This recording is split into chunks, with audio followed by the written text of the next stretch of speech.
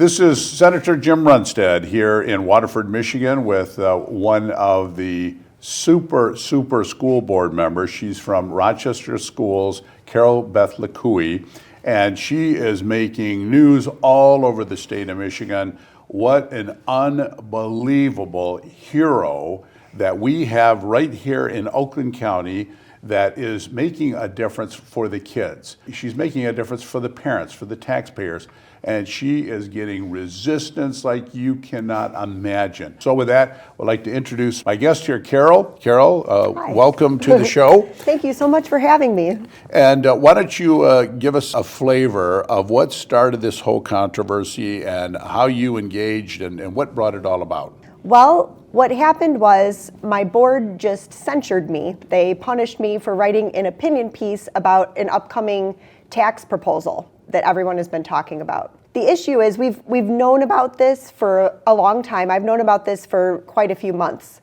But as time has gone on and as it's become more serious, and it sounds like school boards are going to be about to put this up for a vote, I felt that it was important for the public to be aware of what was going on also, and I wanted to get feedback from my constituents. And I was actually very clear with my board and with the superintendent that I didn't see any reason that this information about a tax proposal should be confidential. Other school boards were already starting to talk about it out in the open, and there's very few reasons you should keep information confidential on the school board anyways. This wasn't a student issue personnel investigation, it wasn't attorney-client privilege information, it's a tax proposal. So I wrote an opinion piece in the Detroit News with my opinion on why I didn't think this was needed or warranted. And my thinking is that was what they considered the wrong point of view, and they found it to be embarrassing. And so they censured me, they took me off of committees, and they stripped me of my board liaison roles, and did that on November 10th. So their position, you can correct me if I have it wrong, is that discussions about the tax increase that will increase the property tax of all of the members of the community really should be an internal discussion. We should not be letting those details out so the voters know what they're voting for, the need for it. We all should be unified. There should be nobody having a contrarian opinion, although you are elected by your electorate there in Rochester to do your fiduciary as a elected official, informing them about especially something as important as a tax increases. Is that correct? That is correct. What I was told is this is not the process. We understand you want to talk about it, but what you've got to do is as a board, we're going to vote on this first. Then the public can talk about it if and when it passes.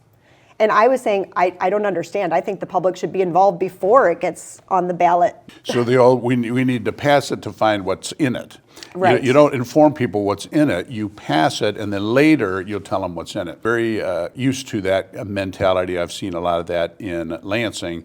And it's just discouraging when politicians think that it is their right to suppress information from the people who gave them the honor of their vote and put them in that office. The people don't matter. It's all about these leaders who have power and control, and that's what this is all about. The reason that they didn't want you talking about it is they want the power and the control, not representing the kids, not representing the parents. The parents' interest, the taxpayers' interest is what they want. And that's unfortunately very common, especially with school board races. So it's wonderful that you're making that difference. Well, yeah, and one other thing I wanted to mention actually as I'm thinking about this is their justification and why they keep saying that they were totally warranted in doing what they did is because they're referring to this board bylaw that they passed last year that I believe is completely unconstitutional.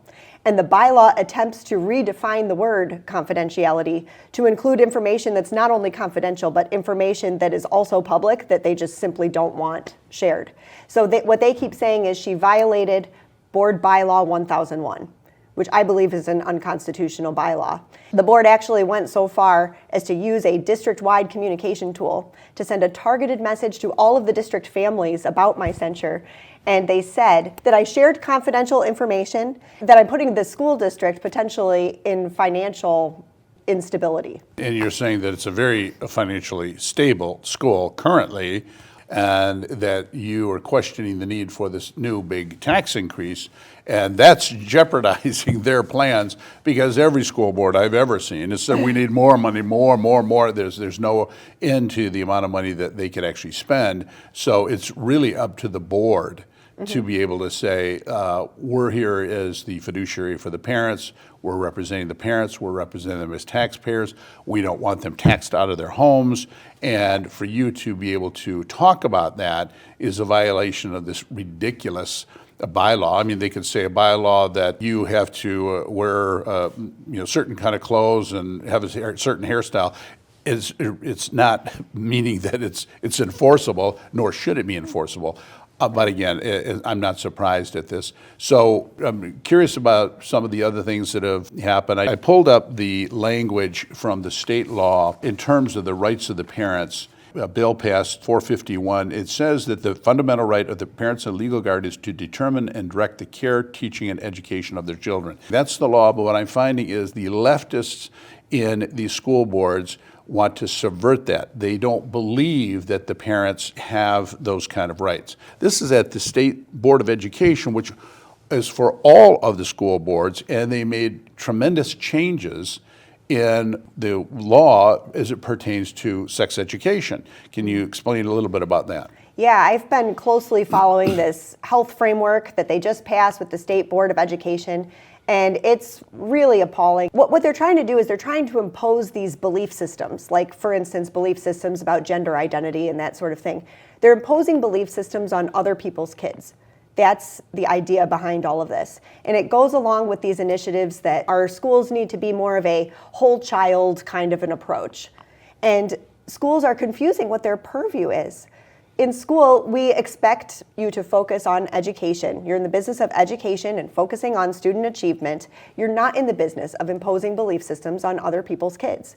Now, what some people might not realize is even though the state did this, and I was very opposed to what they passed, local school districts don't have to adopt the framework.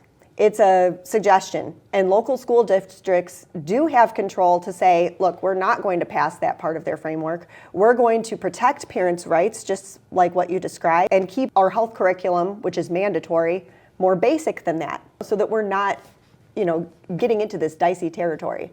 Michigan's education system is in free fall collapse. We're one of the higher funded schools systems in the nation, and we're at the almost bottom. And I attribute so much of it to exactly what we're talking about. I agree with so much of what you said. Yeah, I understand we spend so much already per student, but where are the results? And that's what we really need to do, is we have to focus more on these educational issues. They keep pushing this stuff, and we're forced to talk about sex ed and health and all of these things that, no, let's get back to talking about literacy and math. And what can we do to be increasing those rates? That's what people expect from us in the schools. And, I would even say people are allowed to believe what they want. We've got a diverse array of beliefs in the Rochester Community School District, and I would never presume to tell a family, you need to believe exactly what I believe. And that's exactly why we have to keep this stuff out of the schools, because it's inappropriate to do that to anyone. People are allowed to believe what they want to believe and to teach their children their values. And at school, that should be a neutral place where we focus on education the way it's meant to be. Our system was set up to be that way, and that's how it should stay. It should. And thank God there's people like you that are willing to stand up. And I know you have been through the meat grinder with the school board members. You are just a powerhouse out there. And I think you're an inspiration to all of those school board members who are in a similar situation. Their ideology is all they care about. It's just a power and control ideology, and not what they really should be in the system for, and that is for improving the life and the education of these kids. And having the conversation. That's been that seems to be the recurring theme that I keep seeing, is that nobody wants to discuss these things. Nobody wants to discuss the issues that would actually help. When it comes to me on my board and my board colleagues, I never try to stop them from talking. I'm always willing to have the conversation because I believe that, even if you've got different points of views, what happens is when you get into a debate, if you have the discussion, the best ideas will rise to the top. And I'm never afraid to have those conversations. I want to have those conversations. But on my board, what happens is if you're a minority trustee and you bring up an issue, if you want to talk about the health framework, if you want to talk about literacy or maybe what we could do for math, you get shut down. You just get shut down. And that's what happened with this millage piece, with this censure, is it starts with, okay, well, we're going to punish you for speaking about public information. And then what just happened on Monday is, okay, well, now we're going to pass another bylaw, and this bylaw is going to say that trustees, minority trustees, are not allowed to even request to see district information unless there's approval from the majority of the board. So I can't speak about it, and now I'm not supposed to even be able to request information unless I see it. And this is just clearly wrong. It is the wrong approach. If you're not afraid of what you believe in, you shouldn't be afraid to talk about it. You're right, but they are afraid. They know that their ideas are not going to prevail when the larger population can actually hear the give and take of the debate. That's why they want to stop the debate. I have run across the same thing in the state legislature. This is common, trying to stop debate, trying to stop discussion. I have told the Democrats from state rep up to the governor, I'll debate you anytime, any place, anywhere, and their hair is on fire and they're flying out the door, running away because they know they cannot debate these issues. That's why they're trying to silence you and censor you from speaking, is because they can't debate you. Their issues are so draconianly anti-student, anti-parents, and when the parents get wind of this, they're going to go, we don't want to be censored for the information on what we're voting. We don't want to be censored on the information that our kids are going to be learning. We are paying the bills, we're paying your salaries, but you're the lords of the manor, you control everything. The parents aren't in for that, so they have to silence people like you and silence people like me.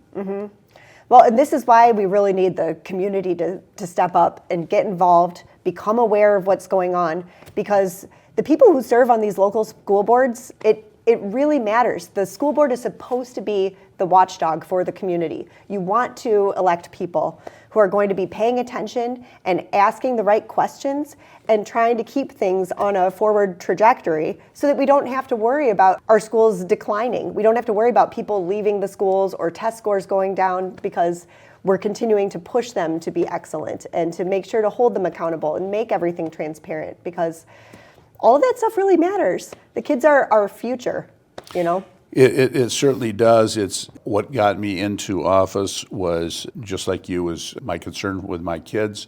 And as we look forward here in the state of Michigan with our horrendous results and so much of this ideology still out there to propagate the political indoctrination of the children, as opposed to really focusing on them learning their core studies so that they can be productive citizens, Michigan's going to continue to decline. But there's hope. There's people like you and hopefully there's going to be a lot more people like you that can get out and really make a difference for the kids, for the parents, for the taxpayers. And I know we're coming in on the end of our time, but I thank you so much, Carol Beth, for coming on the show. And we will probably reach out to you again and find out how things are going from this point forward. So thank you again for coming on. That would be wonderful. Thank you so much for having me. This was really such a pleasure. Well, Michigan, there you have it. We have a lot of work to do in the education system in Michigan. Something that I urge all parents, know what's going on in the school, get involved, make sure you understand that your values and not somebody's values that maybe you disagree with are the controlling factor in the school. Thank you.